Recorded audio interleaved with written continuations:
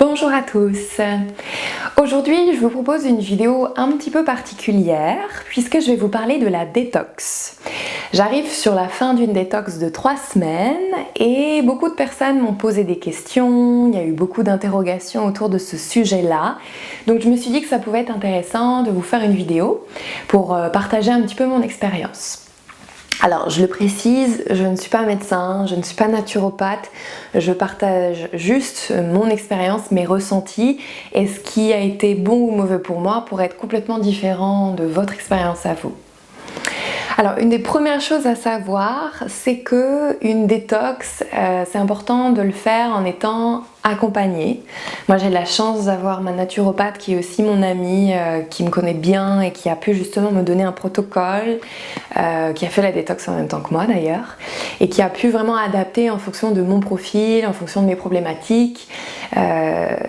Et elle savait que j'étais en bonne santé, puisque quand vous faites une détox, c'est important de partir sur de bonnes bases.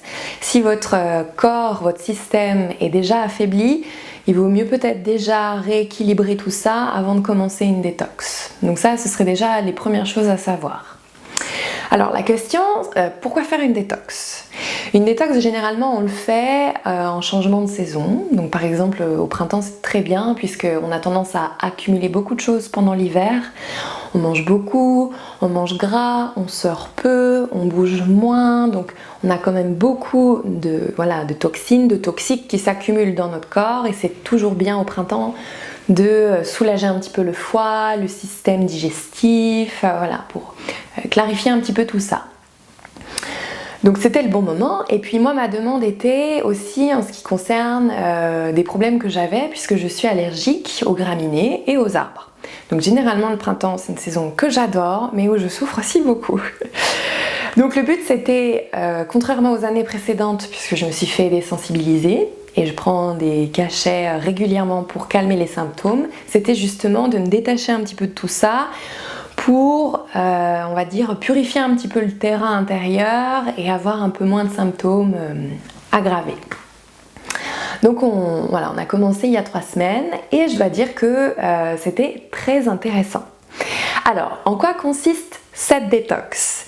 La première chose, c'est bien sûr un changement alimentaire, puisque pendant 3 semaines, j'ai dû me passer de tout ce qui était protéines animales, donc tout ce qui est bien sûr viande, poisson, mais tout ce qui est aussi dérivé, donc les œufs, le beurre, la crème, etc. J'ai dû me passer également de tout ce qui était gluten, donc moi qui suis fille de parents jurassiens, je me laisse imaginer que le comté avec un beau morceau de pain, c'était fini.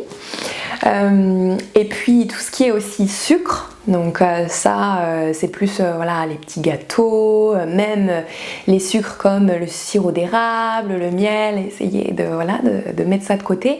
Et puis tout ce qui est excitant, donc thé, café, chocolat, toutes ces choses qui ont tendance à nous donner beaucoup d'énergie. Alors la première chose, moi, qui a été assez flagrante, c'est le jour où je suis partie faire mes courses, en ayant justement cet état d'esprit. Pendant 3 semaines, je vais devoir me nourrir principalement donc, de légumes, de céréales, de légumineuses. Et puis heureusement, on a pas mal de choses autour de nous, en tout cas autour de chez moi, pour avoir des alternatives, par exemple du pain à base de graines de lin, des petites choses qui nous permettent de garder ces petits plaisirs sans avoir les ingrédients qu'on veut mettre de côté à un moment. Mais la première constatation flagrante, c'était vraiment que le gluten était de partout, dans mes placards, dans mes habitudes, et je m'en étais en fait jamais rendu compte.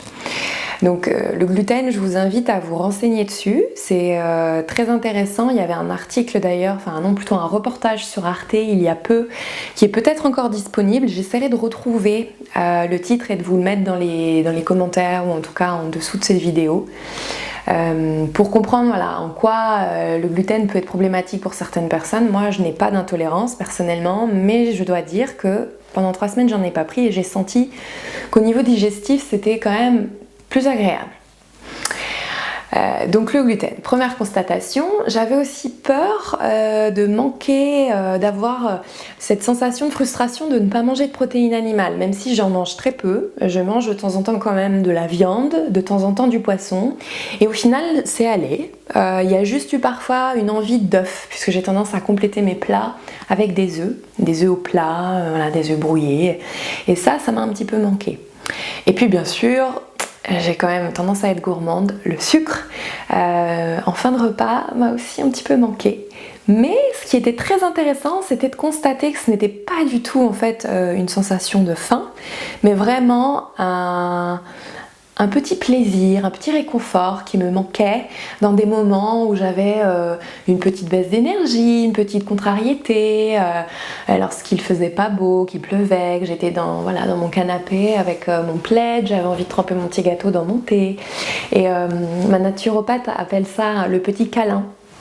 Donc ça nous apprend vraiment à comprendre ce qui se passe en nous. À ce moment-là, j'ai envie de sucre. Ah, mais oui, mais pourquoi? Ah, mais c'est juste que tu es un petit peu contrarié. Est-ce que tu as vraiment besoin de ça?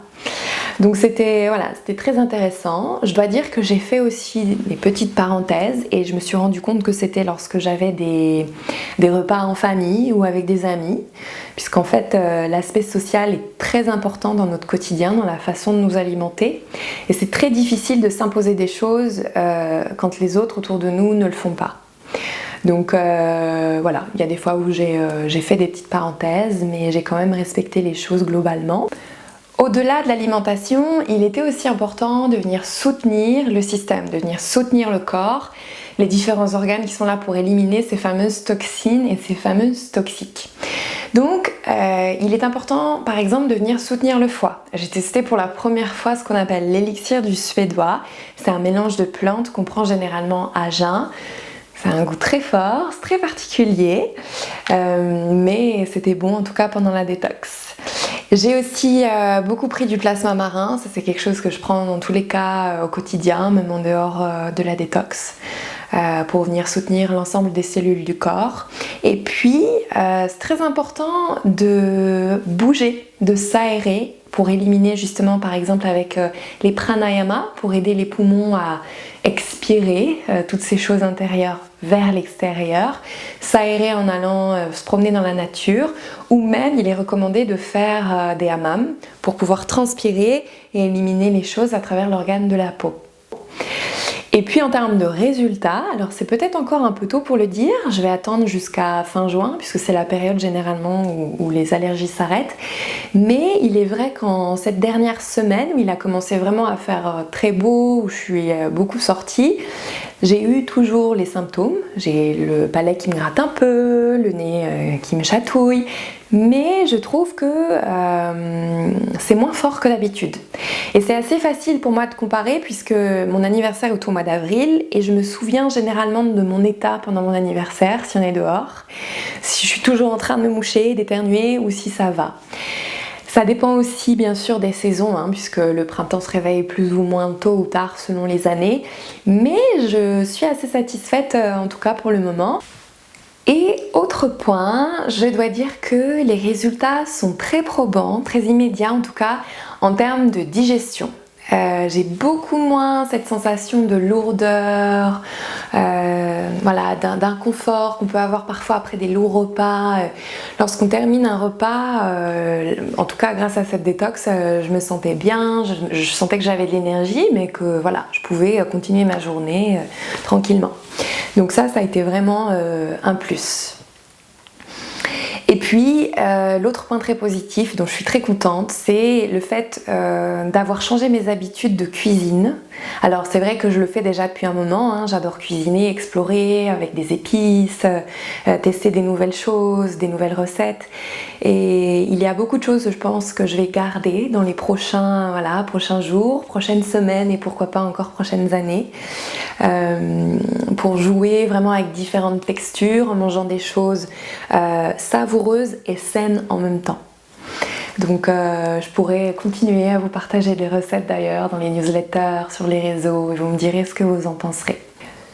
J'espère que cette vidéo vous aura donné envie d'explorer un peu plus justement ce que c'est que la détox, sans vouloir forcément en faire une aussi catégorique, aussi tranchée que celle que je viens de décrire, mais commencez peut-être par des choses graduelles. Si vous sentez qu'il y a des petits inconforts, qu'il y a des petites choses que vous voulez changer, n'hésitez pas à vous faire accompagner, à demander de l'aide pour qu'un professionnel fasse vraiment le point et vous donne des petites choses à changer au quotidien, sans tout changer du jour au lendemain pour finalement revenir à zéro parce que c'était trop dur. Mais voilà, faire des jeux de curseur sur certains aliments tout en cherchant quand même à garder le plaisir. C'est toujours important de faire les choses avec plaisir et de comprendre ce que vous faites. De comprendre et de ressentir, puisque vous serez toujours la première personne à savoir ce qui est bon pour vous. Et comme je le disais tout à l'heure, ce qui marche pour quelqu'un ne marchera peut-être pas pour quelqu'un d'autre. Donc j'espère en tout cas que ça aura attisé votre curiosité, que ça vous permettra vraiment de reprendre ce pouvoir que vous avez, de prendre votre santé en main, que ce soit à travers votre alimentation, que ce soit à travers votre exercice physique, à travers votre façon de cuisiner, vos courses, voilà. On a toujours un moyen de faire des petits ajustements soi-même. Si vous avez des questions ou des remarques, n'hésitez pas à les mettre dans les commentaires ou même par message privé. Je serais ravie de connaître un petit peu vos avis, vos expériences. Je suis sûre qu'il y a beaucoup de gens parmi vous qui ont déjà peut-être un peu expérimenté tout ça. Donc le partage est toujours bienvenu. Et je vous souhaite tout simplement un très beau printemps avec plein de bons plats sains en terrasse, en famille, aussi avec beaucoup de plaisir. Et puis je vous dis à très bientôt. Ciao ciao!